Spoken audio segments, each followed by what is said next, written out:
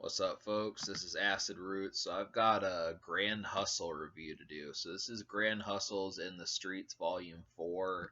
This came out in 2006, which was one of T.I.'s largest years. I said I was going to start doing more T.I. stuff. This is one that I kind of felt like was off to the side, but still had an official release that I felt like giving some coverage. So basically at the beginning of '06, T.I. put out King, which in some cases a lot of folks may think is like his best album. He had hits like What You Know and Why You Wanna, Top Back, and then plus he also bolstered his one of his most successful years with the addition of Young Dro, who was like huge during that summer with Shoulder Lane. And but then, things kind of got quiet, and Ti didn't put out his next record until a year later, Ti versus Tip. But if you were absolutely like gung ho back in those days for more Ti, this was something that was kind of getting coverage because it had, to me, this album is anchored the most by the Top Back remix, which two songs I remember Ti on from that time was he showed up on the We Fly High remix with Jim Jones, but he also dropped this remix at the same time, Top Back remix, which had Jeezy, Young Dro, Big Country King, and then BG from the Cash Money days. And yeah, I mean, it's the first song you're going to hear if you purchase this album. It's basically the best song. There's no other song that comes close to it, but there are a small amount of other gems.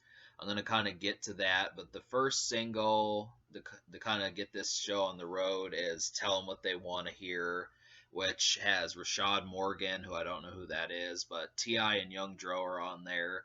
It's kind of a creeping song. It's not real in your face, just blows you away automatically, but it does kind of have like a bass heavy type production on there with Young Dro going first. And as far as him being on like an R&B song and kind of giving off some of those type vibes, Lil Wayne, Young Jock, other folks have done it. I mean, there's plenty of rappers that can get away with an R&B song, but it really felt like Ti felt more at home on that song, and it is a good song, but it just feels kind of overlooked. I mean, it's probably not the first song I would recommend after Top Back to kind of go for on this album. But then, like I said, the second single was Top Back Remix, and I felt like Jeezy, Young Dro, they all did real good on that song.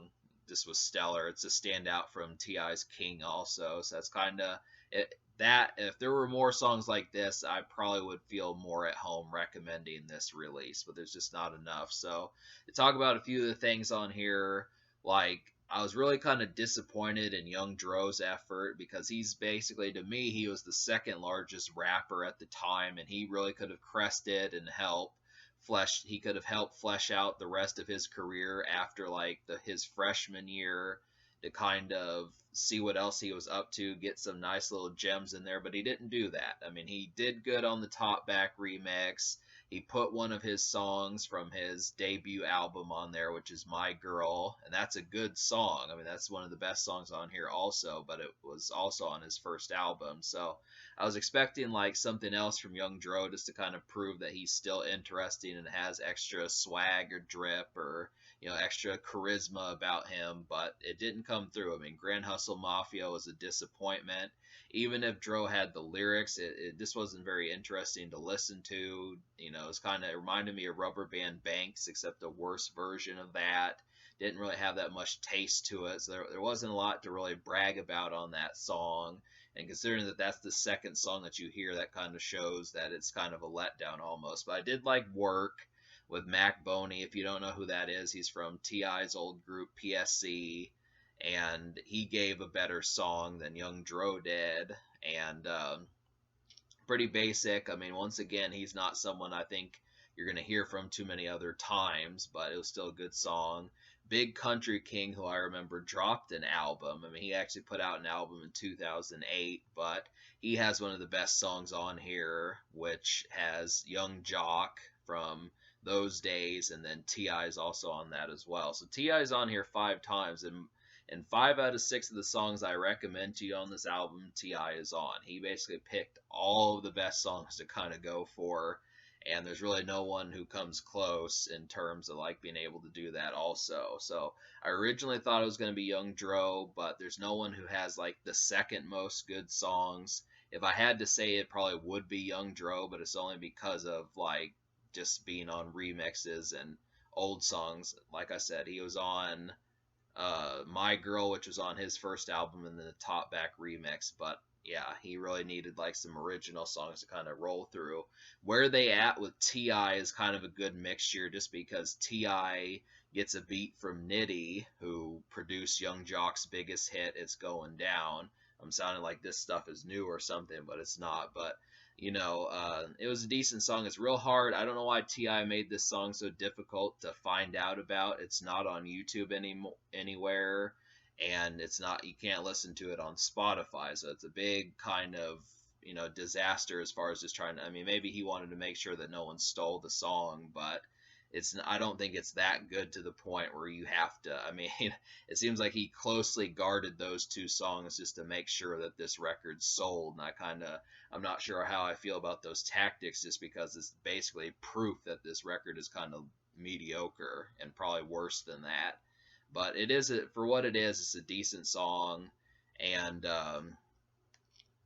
this is talking about where the real ones at, that sort of thing. But it's good to hear Ti on a Nitty beat, but I don't think that song is enough to warrant a purchase. I mean, this is kind of under the fact of trying to say, hey, it saw an official release, but I really would have liked an actual anchored song that could have, like, that's why I was saying Young Dro probably could have done it, and really there was just no one else on Grand Hustle at the time that probably could have. I mean, I think if it wasn't Young Dro, and it obviously wasn't Ti because he was just cresting off of King and stuff like that, and Shoulder Lane, I mean, there was really no one who was blowing up on Grand Hustle at the time who could have taken either of those two's place. So if it wasn't Ti and it wasn't Young Dro, everyone else was not quite in album mode just yet to be able to put something out to kind of give them the steam to kind of take over. So there's no one who was really able to take the pilot seat. There's this chick on here called Ecstasy. She has 2 records, which is surprising. It's not surprising because she's not good, but just because she got a lot of the spotlight. She has "Take Me to the Mall" and then "Who You Callin' a Bitch," both which kind of showcase her from a female's point of view. And it's interesting just to kind of hear women just plain say, just in a song, "Take me to the mall," kind of just like, hey, show me what you're about, prove that you're a baller, that sort of stuff. I mean, I kind of like the taste of that. It seems like something Trina would do. Maybe not so much Nicki Minaj, but Trina or Shauna, one of those type chicks. But I mean, it doesn't mean that. I mean, just because they were original kind of topics doesn't mean that they were good songs. I mean, Ecstasy unfortunately didn't quite win me over, and really the rest of the PSC clique didn't win me over. I mean, Mac Boney did good, but I didn't really enjoy Alpha Mega's song, and Fuck Being Famous was not that good either. BG didn't really have a good song. KO on Grand Hustle Beatmaker was not good, and then the R&B singer Governor didn't do that well either. And mainly because of that was I really didn't know the approach that he was trying to go with it. I mean, he wasn't trying to take like the Trey Songz or Chris Brown approach. I mean, his singing didn't really connect, and I didn't understand like where that was kind of going with it. I mean, I liked his name. I remember he did a good job. He was on some song with Ti that I liked, but he didn't really manage to do it, and it felt kind of out of place. So, I mean, honestly, with all this stuff that I've complained about on this record, it kind of leaves you to guess, well, what was good? And so I'll explain to you. 6 songs out of 14, which is basically a little bit less than half. But luckily, Ti was on this record 5 times. And, it's just like I said, there just weren't enough people who could take the charge and do it beyond him. Because obviously he was kind of like in his vacation mode after just dropping the successful King. But Top Back remix, Yeah remix with Big Country King and Young Jock, Where They At, which is his only solo song, My Girl, which is Young Dro's song, and then Tell Them What They Want to Hear, which is by Rashad Morgan. So all of those kind of worked, but the only one I really felt like full fledged was like a bona fide hit was just Top Back Remix. And then obviously you can say the Young Dro song was also pretty much the second best song to me on here, but there's no point when you can just get it on Young Dro's album.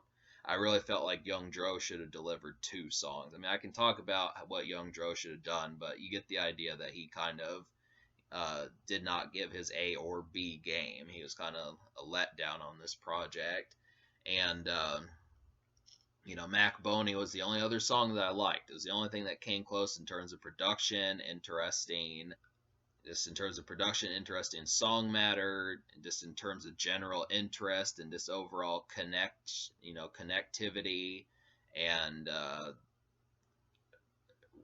just just being compelling overall in general. And this didn't work. Nothing really came close. So, but beyond all that, just to kind of say, I mean, the only other reason why I would really say to pick this up is just out of the fact that there's just some real kind of cuts on here, I suppose, for completion's sake, but then also just for kind of the fact of just if you're large enough to the point where you do have like days where you're not going to have your A game, your B game, your C game, and even when you're only giving like 60%, you don't feel like balling all out, but you still have an interesting life to where your D game kind of works. I know that seems weird to describe that I would say such a thing, but if you can get by with just giving 60%, there are songs on here that kind of match that approach. I mean, honestly, Top Back Remix, you would think that that's like A list, but there are songs on here that are like Da One and Fuck Being Famous and Who You Callin' a Bitch that don't really feel like a game. And that's just kind of the situation. As you look at it, it doesn't feel like, it's not to say that these, maybe these artists don't like that it doesn't feel like those are A-list, but they're not. I mean, that's just the thing about it is, I mean, you look at some of the spins that some of these got, and it feels kind of like third and fourth rate music in a lot of ways. And it's not like that's any discredit. It just is not weekend, Friday night, Saturday night kind of music for that sort of calling.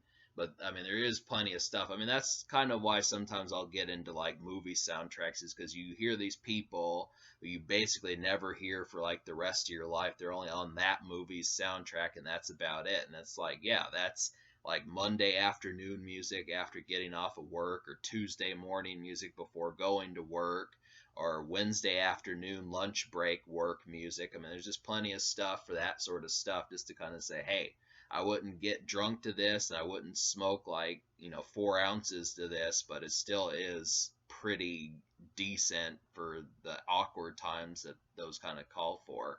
But that's about the only real method I could see to see some of these things, because I just can't see how many people would actually get serious to some of this music. There's just nothing to anchor it, like I said. So I'm gonna give this record like a 3.5 out of 10. I mean, I did like 6 songs out of 14, but between Young Dro already having that song on his album, there's just really nothing that I feel like warrants a purchase beyond the stuff that T.I.'s on. So this is kind of, yeah, no one managed to get close to T.I. in terms of being able to do something else. And to that end, with there just not being anything other than the Top Back remix that is essentially like a must-have, like you have to skip work and, drive across town to get this sort of record. I mean, it's not really, unfortunately, there's just nothing in the whole 14 songs. I mean, T.I., I even feel like Where They At is not even close. I mean, even for T.I., it felt like second rate, which, considering his stellar, especially where he was in 2006, you would have thought that people would have gobbled up every single thing that he did. But T.I. really doesn't steal the show on this record. I have to add that in, as the fact that he didn't. I mean, Top Back Remix at least gave off the impression like he was on the top of his game, but the other 4 songs that he's on really prove that, yeah, he can do a nice feature and lay a nice verse, but it's not enough to say that it's addicting and it's must-have, and it's, in some cases even infectious. So Young Dro definitely didn't do it. T.I. kind of, it was kind of serviceable, almost. Yeah, it was just kind of surprising that he couldn't have anchored this project. He couldn't have anchored this project to give it some extra steam. So this is something to know. 3.5 out of 10. The social score I'll give like a 5 just because it's hot back remix, but I feel like Tell Them What They Want to Hear is probably not something that should have been the first single. It just felt so lukewarm. So that is kind of the thing. So this is basically, like I said, this is basically mediocre territory. I feel like on the worst day, push comes to shove, it might be like average, but really you're gonna find yourself for the most part. It's just like it's not. I mean, obviously now this is 14 years ago. It shows that it's probably worth $5 or $6, but you just have to understand that there's really not many things on this project that give it like an edge, and that's probably what this project most needs. So